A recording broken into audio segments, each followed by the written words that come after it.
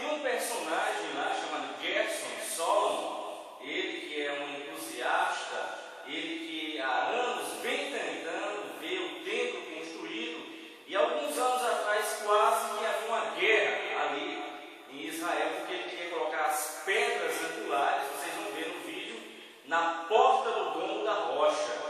Só que a polícia israelense não deixa. Vocês vão ver isso, vão ver ele falando o sonho que ele tem. No final ele diz assim: olha, parece que ouço a voz de Deus dizer que coloquei vocês aqui para construir a minha casa. Construam a minha casa. Ele termina o vídeo, nós vamos ver também um arqueologista, Dan Barrett, ele que fala das escavações feitas ao redor ali do muro das lamentações, ali do templo. Ele diz algo surpreendente.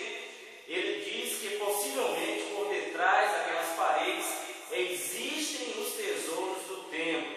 Só que ele não tem esperança de, nessa época dele, ver tudo isso, contemplar tudo isso. É um vídeo muito rico, uma entrevista com o repórter Chris Mitchell, e também ele foi legendado aqui por nós. O programa Jesus está voltando para que você pudesse entender o que está sendo falado. Resolvemos não dublar para não perder a beleza das palavras, a beleza dos movimentos, e legendamos todo o vídeo. É impressionante, porque vocês já viram anteriormente o preparo que os judeus estão tendo até com as pedras que são colocadas para o altar do sacrifício. E este é um segundo vídeo sobre como está o andamento das coisas, como eles estão ansiosos pela construção do terceiro templo. Agora, deixe-me lembrar, o terceiro templo que os judeus tanto esperam, eles estão esperando o Messias, o Messias. Só que, para eles, Jesus foi apenas um profeta. E o Messias que vai surgir, que eles pensam que será o Messias, biblicamente, na realidade, será o anticristo, pois é o anticristo que vai dar o aval para que seja reconstruído o templo. E lá no meio, quando estiver tudo pronto, ele vai assentar no templo e pedir adoração, dizendo que é Deus. É neste momento que os judeus vão acordar e ver que aquele que eles pensavam que era o seu Messias nada mais é do que um impostor.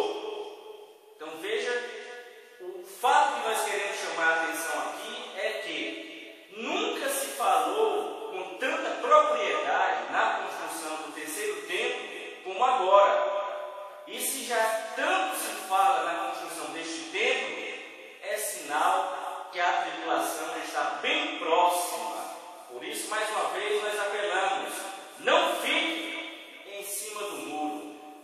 Decida-se hoje de que lado você vai querer estar. Do lado de Jesus, contemplar as maravilhas que Ele tem preparado para o seu povo, para aqueles que confessam o seu nome, ou ser deixado para trás após o arrebatamento e contemplar, aí sim, contemplar a construção desse templo, contemplar a face do anticristo, contemplar a face do falso profeta e passar por uma grande perseguição, porque a Bíblia é bem clara. Ela diz que nesta época da tribulação só vai poder comprar ou vender quem tiver um código, quem tiver uma marca que o próprio anticristo e o falso profeta vão colocar nas pessoas. Então aprecie a maravilha que é este vídeo, e nós aqui no programa Jesus está voltando, legendamos para que você possa entender e compreender a dimensão das profecias, como elas estão avançadas. Se uma profecia para a tribulação já está neste andamento, imagine quão perto está o arrebatamento. Fique ligado, o programa Jesus está voltando. In 1967, Israeli forces captured the city of Jerusalem in what was called the Six-Day War. After nearly 2,000 years of exile, the Jewish people were close to their dream of a new temple. But that dream lasted just a few days. The Temple Mount was later returned to Muslim authorities, and 4 decades later, Jews are still forbidden to worship there. But that hasn't stopped some people from making plans to build the next temple. Here's Chris Mitchell in Jerusalem.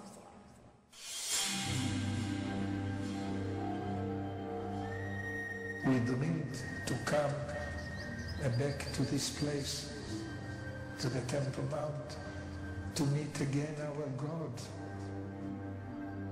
The Temple Mount is the seat of God, the place the Lord would choose. HaMakom asher yivchar Adonai Elohecha. Every day, 3 times a day, Jews recite this prayer. May it be your will that the temple be speedily rebuilt in our own time. It's a prayer they prayed for almost 2,000 years. But Jews here in Jerusalem are doing more than just praying. Just a few steps away from the Western Wall, rabbis and craftsmen are building what they call a temple in waiting.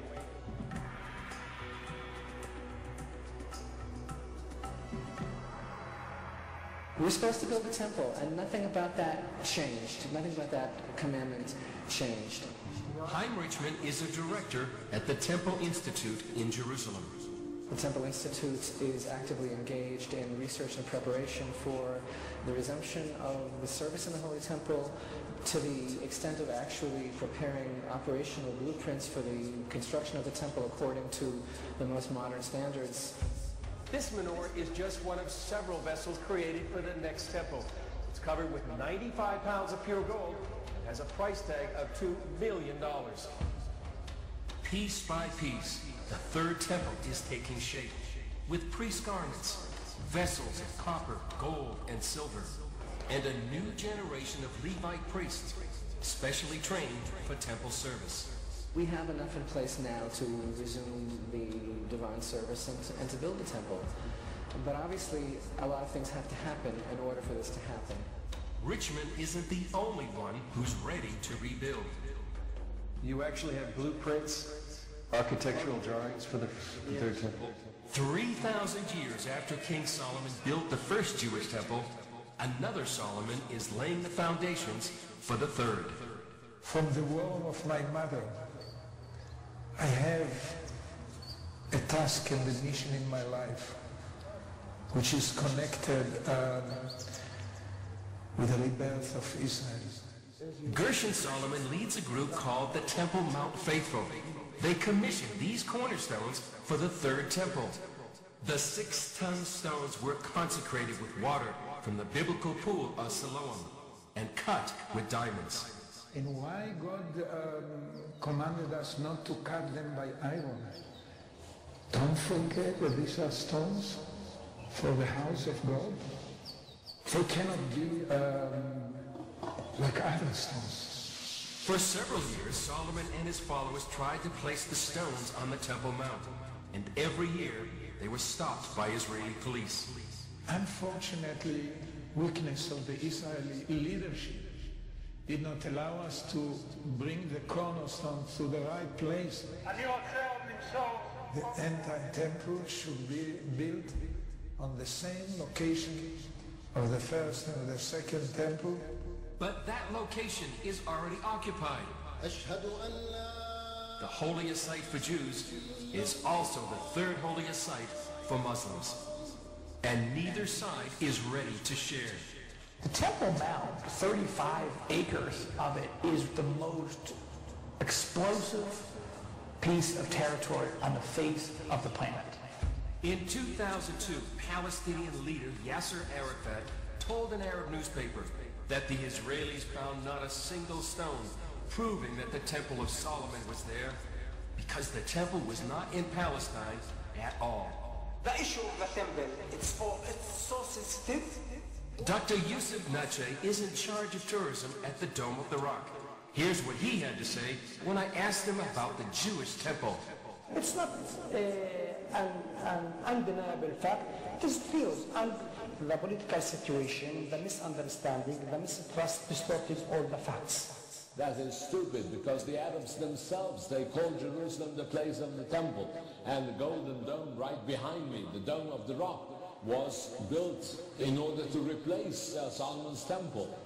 I think this temple denial is more serious than the Holocaust denial. To counter this so-called temple denial, Gabriel Barkai is pushing the archaeological envelope. Muslim law forbids any digging on the mount itself. So instead, Barkai's digging through its trash. We have here the entire history of the Temple Mount, starting... He and his team are sifting through truckloads of debris, unearthed by bulldozers and discarded by Muslim authorities. So there could be artifacts in here going back to the first and second temple? Yes, there are, no doubt. Among their finds, a Babylonian arrowhead from the fall of Jerusalem in 586 BC, and this 2,400-year-old Hebrew coin, the oldest ever minted in Jerusalem. Do you think in your lifetime there ought to be a time when you can actually investigate what's under the Temple Mount? No, I don't. I'm very pessimistic about it. Some of the most dramatic traces of temple life have been unearthed here at the Western Wall. This street was part of the marketplace outside the Second Temple. On the walls, you can still see the marks from the fires that destroyed the temple in 70 AD, and overturned stones still lying where they were thrown from the top of the Temple Mount by the armies of Rome.